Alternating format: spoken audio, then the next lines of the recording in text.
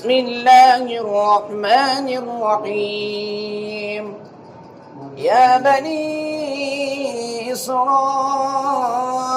اذكروا نعمتي التي أنعمت عليكم وأني فضلتكم على العالمين واتقوا يوما لا تجزي نفس عن نفس شيئا ولا يقبل منها عدل ولا تنفعها شفاعة ولا هم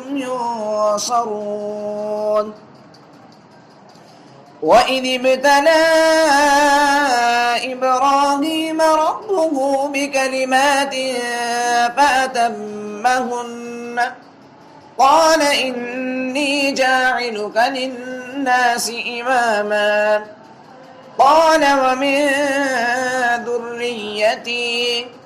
قال لا ينال عهد الظالمين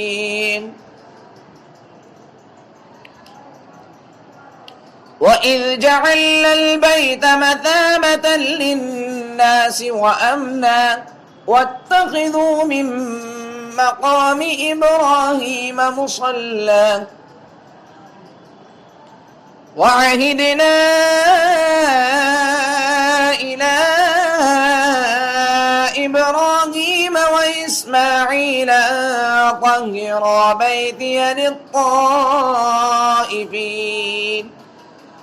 بيتي للطائفين والعاكفين والركع السجود وإذ قال إبراهيم رب اجعل هذا بلدا آمنا وارزق أهله من الثمرات من آمن منهم بالله واليوم الآخر قال ومن كفر فأمتعه قليلا ثم أضطره إلى عذاب النار وبئس المصير وإذ يرفع إبراهيم القواعد من البيت وإسماعيل ربنا تقبل منا إنك أنت السميع العليم ربنا واجعلنا مسلمين لك ومن ذريتنا أمة مسلمة لك وأرنا مناسكنا وتب علينا إنك أنت التواب الرحيم ربنا وابعث فيهم رسولا منهم يتلو عليهم آياتك ويعلمهم الكتاب والحكمة ويزكيهم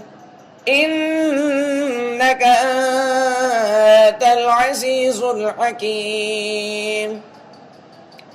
ومن يرغب عن ملة إبراهيم إلا من سفه نفسه ولقد اصطفيناه في الدنيا وإنه في الآخرة لمن الصالحين إذ قال له ربه أسلم قال أسلمت لرب العالمين ووصى بها إبراهيم بنيه ويعقوب يا بني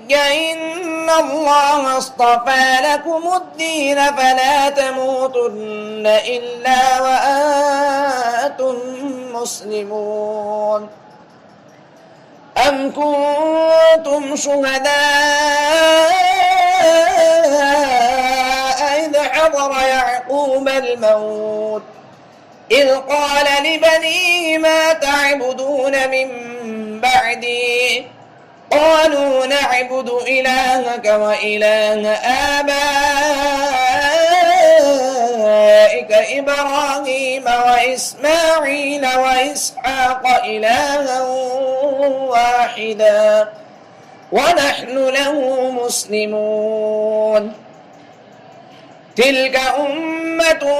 قد خلت لها ما كسبت ولكم ما كسبتم ولا تسألون عما كانوا يعملون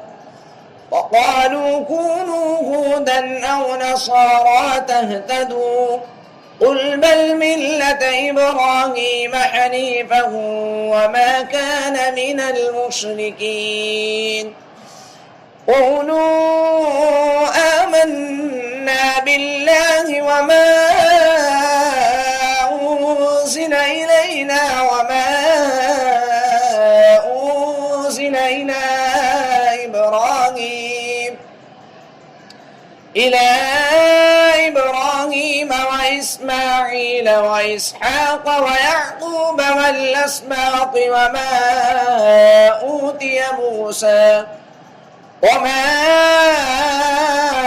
أوتي موسى وعيسى وما أوتي النبيون من ربهم لا نفرق بين أحد منهم ونحن له مسلمون فإن آمنوا بمثل ما آمنتم به فقد اهتدوا وإن تولوا فإنما هم في شقاق فسيكفيكهم الله والله هو السميع العليم صبغة الله ومن أحسن من الله صبغة ونحن له عابدون قل أتحاجوننا